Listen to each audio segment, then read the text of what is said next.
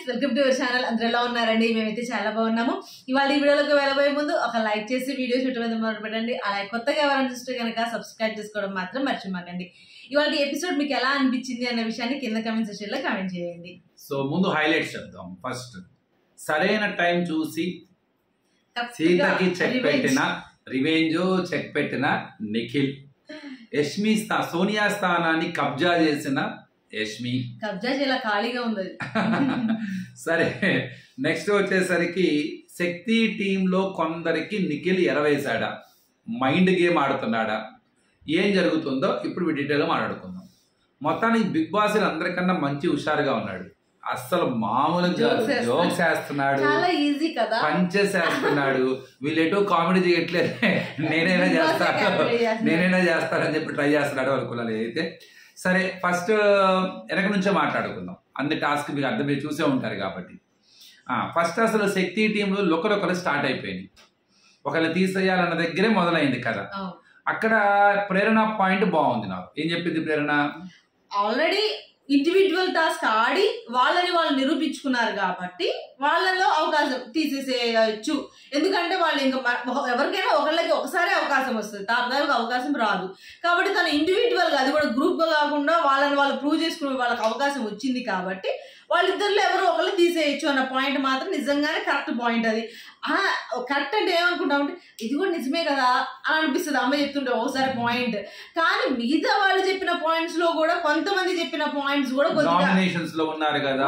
నవీల్ చెప్తాడు చాలా అవకాశాలు ఇద్దాము ఎవరికి, మణికంఠకి అని. అది ఒకే వ్యక్తికి అవకాశాలు ఇవ్వకూడదుగా. ఇప్పుడు ఇటు పక్క చూస్తే చివరికి అవకాశం దొరికింది, సీతను తీసేశాడుగా. సీత ఏంది వీళ్ళందరికీ అవకాశాలు ఇవ్వాలనో, లేకపోతే గెలుస్తాడు నవీల్ గెలుస్తాడనో. మొత్తానికి సీత కూడా అక్కడ తప్పు చేసింది నాకు తెలిసి. సో కంపల్సరీగా సీత కన్ఫర్మ్ గా తను కూడా ఆడాల్సింది. అసలు తన ఆట ఆడినట్టయితే బాగుంటుంది, ఒక ఫీల్ కలిగింది. చివరికి ఏంటి మరి, అవకాశం దొరికిందా, నిఖిల్ ఏం చేశాడు, మొత్తం ఏదైనా రివెంజ్ కావచ్చు, ఛాన్స్ వచ్చేసింది, కరెక్ట్ గా స్మార్ట్ గా ప్లే చేసేసాడు. చాలా క్లియర్ కట్ గా ఆ అమ్మాయిని బయట లాగేశాడు. ఆ అమ్మాయి ఏమంటది, నేను మీ అందరూ ఆడటానికి నేను చేస్తే నేను అన్ఫిట్ అంటారు, నాకు ఆటే కనపడలేదు, నేను ఆడినా బాగుండేదని. ఆ ఛాన్స్లో అప్పుడు ఏమంటదంటే, నబీల్ పింకీ పాంకీ ఆడింది, నబీల్ పంపించేసి, నబీల్ ఏమో నేను వెళ్తాను వస్తాను అని కామెడీకి వెళ్ళిపోయాడు. అక్కడ అర్థం కాల నబీల్కి, అసలు ఆటే అర్థం కాల. అంటే అలా కాదు, కొద్దిగా ఒక్కొక్కసారి ఓవర్ ఎంథ్యూజియాజం అంటారు, ఓవర్ ఎంథ్యూజియాజం అక్కడ కనపడింది క్లియర్ గా. అక్కడ ఓమాదిత్య గారు ఏంటి, ఊరి నాయన నాకు అవకాశం వచ్చింది, నేను ప్రూవ్ చేసుకోవాలి, గెలవాలన్న ఆలోచనతో ఆయన ఆడినట్ట. ఇక్కడ ఏంటి, కొంత ఓవర్ కాన్ఫిడెన్స్. ఎందుకంటే ఆల్రెడీ గత కొన్ని వారాలుగా కొంత ఇదిలో ఉన్నాడు, జోష్ లో ఉన్నాడు. ఆ జోష్ లో ఆడేసరికి చేసిన ఇదన్నమాట. మన కార్డు వచ్చేసేయాలి, మా కార్డు అక్కడ పెట్టేసేయాలి అనుకుంటే వెళ్ళాడంట. అక్కడికి వెళ్ళి లాస్ట్ చేసారా అయిపోయింది. ఆయన ఆడాడు, ఆయన బాల్ చేశాడు, ఆ యాక్షన్ చేసి చూపిస్తుంటే మేమైతే బాగుగా నవ్వురాల. నబీల్ యాక్షన్. ఇంత గొప్ప విషయం ఏంటంటే, ఆ నిఖిల్ చాలా జాగ్రత్తగా మైండ్ గేమ్ ఆడాడు. నెంబర్ 1, స్ట్రాంగ్ ప్లేయర్స్ అని చెప్పి విష్ణుని ప్రేరణకి ఒక ఎరేసాడు. చూడు, అంటే విష్ణుని ప్రేరణని కొద్ది ఇటువైపు టర్న్ చేసుకోవడానికి అవకాశం ఉంది. రేపు అవకాశం వచ్చినప్పుడు వీళ్ళు మన టీంలోకి రావడానికి ఉందని ఒక చిన్న ఎర వేశాడు. ఏమని, నిఖిల్ మామూలుగా కొంతమంది స్ట్రాంగ్ ప్లేయర్స్ ఉన్నారు తనకన్నా కూడా, ఆ పాయింట్ ఆఫ్ వ్యూలో మేము తీయట్లేదు వాళ్ళని, అందుకనే సీతను తీస్తున్నాం, సీత కూడా కన్ఫ్యూజ్ అవుతుంది ఎవరిని పంపించాలి అని చెప్తాడు అనమాట. అంటే ఆల్రెడీ స్ట్రాంగ్ ప్లేయర్స్ అంటే ఎవరు అంటే, ఇప్పుడు మన విష్ణు ఆల్రెడీగా ఉంది, లోపల ప్రేరణ ఉంది, సో నవీన్ కూడా స్ట్రాంగ్ ప్లేయర్ అని చెప్పేసి ఒక చిన్న జలెక్కేసాడు అన్నమాట, కావాలని చేశాడు. ఎందుకంటే లోపల వాళ్ళ మధ్యలో ఒకరు రావాలి. ఆల్రెడీగా స్టార్ట్ అయిపోయింది.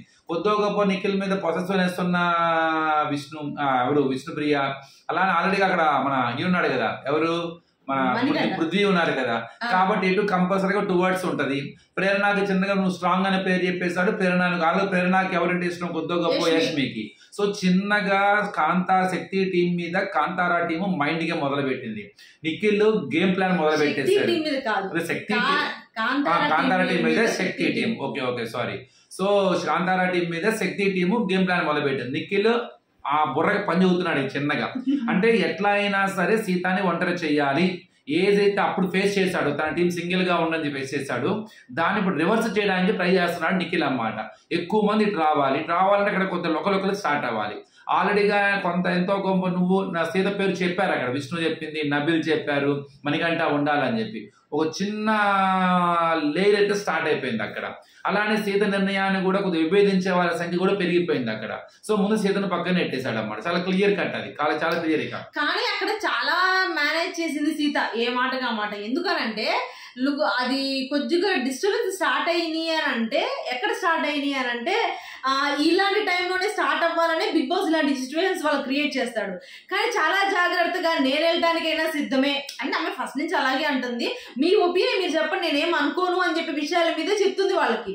కాకపోతే ఏంటంటే వాళ్ళు చెప్పే విధానంలో కూడా చాలా వరకు కొన్ని వాళ్ళు చెప్పిన పాయింట్స్ బాగున్నాయి.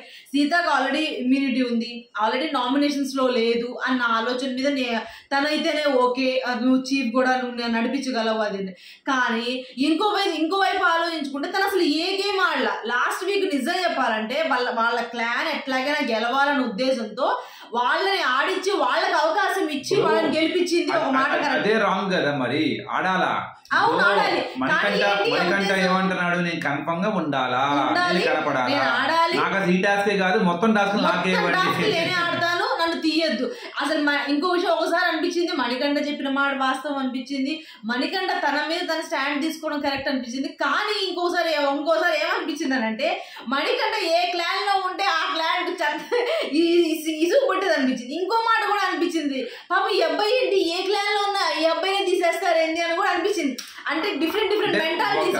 ఒక టైంలో అనుకుంటాడు ఒక టాస్క్ ఆడాను, థ్యాంక్ యూ బిగ్ బాస్, మన ఆశ ఉండొచ్చు కనుక ఆడాలని ఉంది, కానీ ఆశ ఉండకూడదు కదా అని చెప్పేసి తనకు తానే సమర్థించుకుంటాడు. కానీ ఉంటది కదా అబ్బాయికి అయితే. ఇక్కడ మొత్తానికి సీతను దిగడానికి విష్ణు సీత పేర్లు ఎక్కువ వినపడ్డాయి ఆ ముగ్గురులో.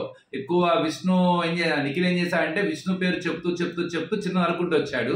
పనిలో పని యష్మి కూడా మాట వేసేసింది, నాకు నచ్చలేదు, అసలు అమ్మాయి ఎందుకు ముందుకు రాలేదు, అమ్మాయి ఎందుకు ఆడతలేదు, ఎంతసేపు నబిల్ అని చెప్తున్నారు అని చెప్పేసరికి చిన్నగా నిఖిల్ ఏం చేశాడంటే వాళ్ళ నోట్లో నుంచి బయటికి తీసుకొచ్చి ఆ పేరుని చాలా జాగ్రత్తగా గేమ్ ప్లాన్ చేశాడు. అది అయిపోయింది.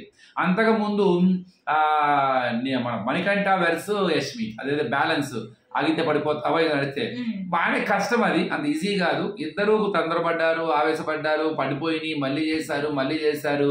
ఇక్కడేమో అక్కడ అంటే ఇద్దరికి పక్కన అరుస్తుంది, కొంచెం మెంటల్ గా ఇబ్బంది అయింది.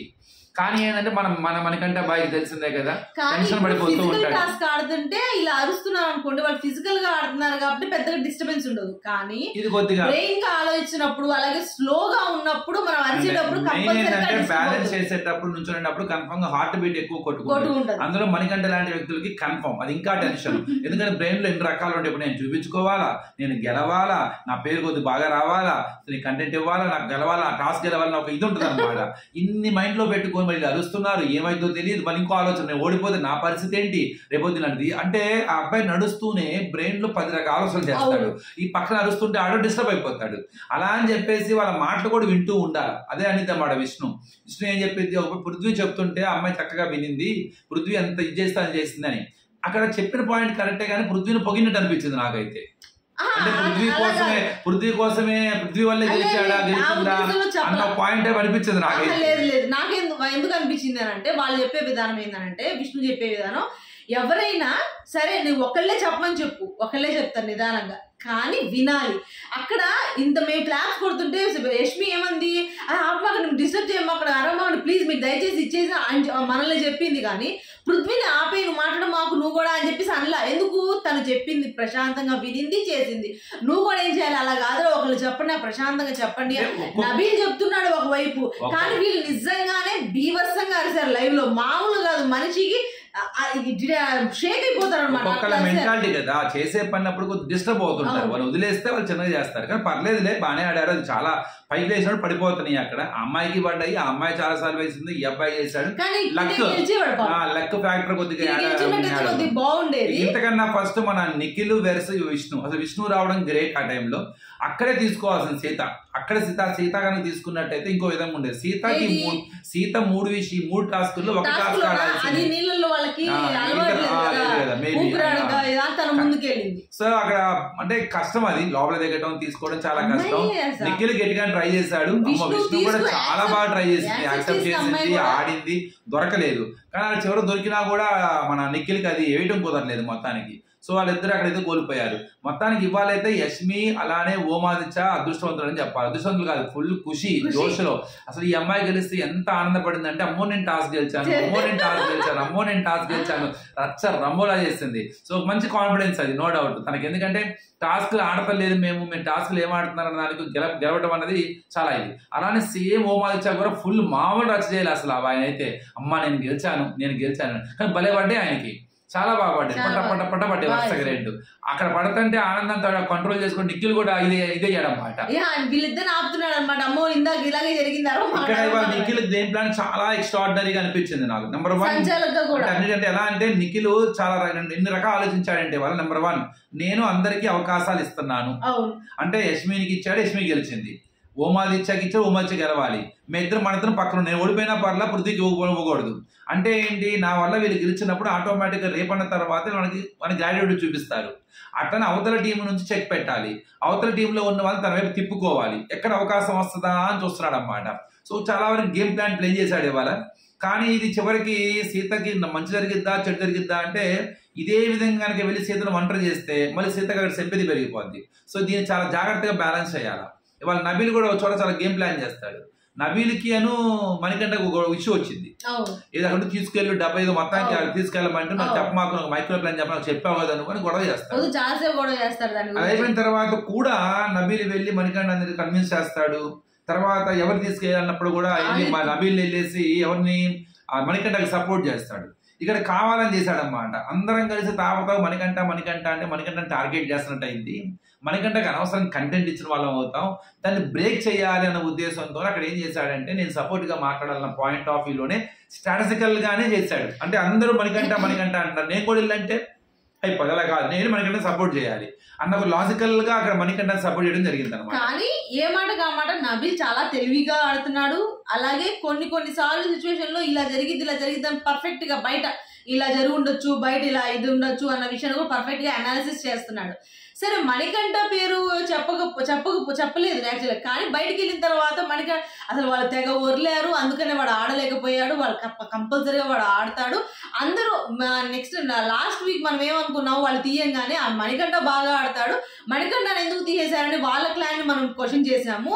ఈ రోజు మనం కూడా అదే పని చేస్తే రేపు అదే ఇదైద్ది కదా, అది కరెక్ట్ కాదు కదా, మనం సపోర్ట్ చేసాం ఆ టైంలో. ఈ రోజు మళ్ళీ మణికంఠని మనం తీసేసేస్తే అది చండాలంగా ఉంటది అన్న ఉద్దేశంతో నబీల్ ఉద్దేశం ఏంటంటే ఎప్పుడైనా ఒక వ్యక్తిని ఒకే టార్గెట్ చేయకూడదు. ఏమవుతుందంటే తాగ మణికంఠ దొరికాడు కాబట్టి తీయేస్తున్నారు, మణికంఠ ఇది కాబట్టి దొరికేస్తున్నాడు. ఇది ఆ మణికంఠ కూడా ఓవర్ థింకింగ్ ఆపేసుకొని ఎంజాయ్ చేస్తే ఇంకొద్ది బాగుంటుంది అనమాట. అబ్బాయి బాగా ఎక్కువగా గేమ్ గురించి నేను ఏమైపోతానో నా ఆట ఏమైపోతుందని వదిలేసి చాలా ఫ్రీగా ఆడితే బ్రహ్మాండంగా ఉంటుంది, ఎఫిషియన్స్ గా ఉంటుంది అనమాట. ఇక ఇంకొక గొప్ప విషయం ఏంటంటే మీకు ఇప్పుడు మొత్తం టోటల్ క్లాన్ సభ్యులు మొత్తం కలిసేసి ఇప్పుడు ఎంతమంది వైల్డ్ కార్డ్ రిలీజ్ చేశారు? ఇప్పుడు 9 అనుకుంటా, 9 10. సో మొత్తం బిగ్ బాస్ మాయ చేస్తున్నాడు, మొత్తానికి 9 అనుకుంటా. సో పెడుతున్నాడు, తీస్తున్నాడు, పెట్టమన్నాడు, తీస్తున్నాడు. చివరికి ఎంత మంది పంపిస్తే ఆయన చేతిలోనే ఉంటాడు. లాస్ట్ 3 తీసేశారు కదండి, 12 లో మొత్తం 3 తీసేస్తే 9 ఉన్నారు. 9 లో ఇందాక వీళ్ళిద్దరు 2 యాడ్ చేశారు కదా ఇప్పుడు 9 లో నుంచి, ఇప్పుడు మళ్ళీ యాడ్ అయ్యారు దానికి. అంటే ఒక ఓడిపోతే ఒకళ్ళు తీసేశారు అంటే 11 ఉన్నారు. 11 లో నుంచి ఇప్పుడు వీళ్ళు 2 ఆడారు అంటే 9 మొత్తం ప్రెసెంట్ 9 దగ్గర ఆగుంది. ఇక నెక్స్ట్ లాస్ట్ చిన్న ఇష్యూ అయింది. అందరూ కూర్చొని నేను ఎందుకు తీసామని మాట్లాడుతుంటే అక్కడ చెప్తారన్నమాట, ఎవరు చెప్పి నువ్వు ఎందుకు రావట్లేదు, నువ్వు ఎందుకు వెళ్తలేదు అని పాయింట్. కానీ తర్వాత పృథ్వీ కూడా అంటాడు, నన్ను ఎలా అంటావు, వాళ్ళు స్ట్రాంగ్ నన్ను వీక్ అని, అంటే బయట మీరు చూసి వచ్చారు కాబట్టి మీకు తెలుసు కాబట్టి అలా అంటున్నావా అని చెప్పి సీత అనేది. అలా కాదు, ఆటలో వ్యక్తిని చూసి నేను చెప్తున్నాను అని. అంటే ఇండైరెక్ట్ గా ఏంటంటే మీరు అందరూ బయట అంటే కర్ణాటక నుంచి వచ్చారు కాబట్టి మీరు ఆ పాయింట్ ఆఫ్ వ్యూలో మీరు అందరు మీకు తెలుసు కాబట్టి మీరు ఆడుతున్నారా అన్న ఒక కన్సర్న్ అనమాట. అంటే ఏంటి, వీళ్ళందరూ కలిసి గ్రూప్ గేమ్ ఆడుతున్నారు, ఎవరెవరు యష్మి గాని ప్రేరణ గాని అట్లానే. అంటే ఇందులో లైవ్ లో జరుగుతుంది, కానీ మనకి అది ప్రేరణ పేరు ఎందుకు వచ్చిందా అన్న విషయాన్ని మనకి ఎపిసోడ్ లో చూపించాలా, ఎందుకు వీళ్ళు ప్రేరణ గురించి మాట్లాడుతున్నారని లైవ్ లో మనకి వచ్చిన అపోహ అనమాట. వీళ్ళందరూ కలిసి ఆడుతున్నారు, మళ్ళీ నన్ను ఏమైనా చేస్తున్నారా, వీళ్ళందరికీ ఆ సాఫ్ట్ కార్నర్ ఉంది కదా, ఒకటే స్టేట్ నుంచి వచ్చారన్న ఒక లాజికల్ థింకింగ్ ని క్రియేట్ చేశారు. అదేముందిలే, రేపు అప్పుడు మొన్న మీరందరూ కలిసి ఆడినప్పుడు అదే ఫీలింగ్ వస్తుంది కదా, మరి అది అంటే కలిసి ఆడుతున్నారా లేదా అని ఆడియన్స్ వస్తుంటారు, నో ప్రాబ్లం. అలానే మీరు కూడా కలిసి వేరే వాళ్ళ నుంచి మాట్లాడుకునేటప్పుడు అదే థాట్ వస్తుంది అనమాట. సో అలా కాకుండా కొద్దిగా అంటే ఇవి కావాలని క్రియేట్ చేశారనమాట. ఈ టాపిక్స్ అంతా అలా కావాలని కొద్ది మైండ్ గా మాట్లాడాలని ఫీలింగ్ అయితే నాకు కలిగింది. ఇక నెక్స్ట్ వచ్చేసరికి యష్మి చాలా హ్యాపీ అయింది, బ్రహ్మాండంగా ఆడింది, ఓకే వెల్ అండ్ గుడ్. కానీ సేమ్ సోనియా పాత్రలో ఇమిడిపోయిందా అనిపించింది నాకు ఒక సందర్భంలో, లేకపోతే ఆ ప్లేస్ ని ఆక్యుపై చేసిందా. ఇప్పుడు ఆ ప్లేస్ అది ఏమైందో అందరూ తెలుసు, ఇంక ఎనాలిసిస్ చేసుకోవాలి ఎందుకు వెళ్ళింది ఆ అమ్మాయి అన్నది. సేమ్ ఇప్పుడు ఆ ప్లేస్ లో కూర్చొని మళ్ళీ అలానే బిహేవ్ చేస్తే మన మళ్ళీ అదే ఫీలింగ్ వస్తుంది. ఆ ఫీలింగ్ రానికూడదు. అంటే ఆ నిఖిల్ చేసినా పృథ్వీ చేసినా ఇప్పుడు అదే చేయాలి. ఫస్ట్ ఆఫ్ ఆల్ ఎందుకు సార్ వాళ్ళ ముగ్గురు గురించి ఆలోచిస్తున్నారు? ఇక్కడ ఇంతమంది కలిసి ఆడుతున్నారు కదా, 24 గంటలు అంటే వాళ్ళ ముగ్గురు కలిసి మాట్లాడుకోకూడదా? వాళ్ళ ముగ్గురు ఫ్రెండ్షిప్ చేసుకోకూడదు? వాళ్ళ క్లాన్ అది, వాళ్ళు డిస్కస్ చేసుకోవడం తప్పే ఉంది. కరెక్ట్, అది కరెక్టే.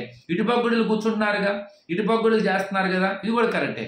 కానీ ఎందుకు మనకి ఆ ఫీలింగ్ ఎందుకు వస్తుంది చూసేవాడికి? మరి ముగ్గురే కదా, వాళ్ళ ముగ్గురే మాట్లాడుకు తప్పే ఉందా? ఇక్కడ ఎంతమంది ఉన్నారు, వీళ్ళు మాట్లాడుకోవటంలో లేని తప్పుని ఈ ముగ్గురు మాట్లాడుకుంటే ఎలా వస్తుంది అనే ఇష్యూ వస్తుంది. కరెక్ట్, అక్కడే లౌక్యం తెలియాలన్నమాట. అలా ముగ్గురు మీరు అబ్జర్వ్ చేయండి ఎలా మాట్లాడుకుంటున్నారు. అది అంటే మనిషికి మాట్లాడే విధానము, ఎక్స్ప్రెషన్స్ ఒక చిన్న ఆత్రం ఉంటుంది అనమాట.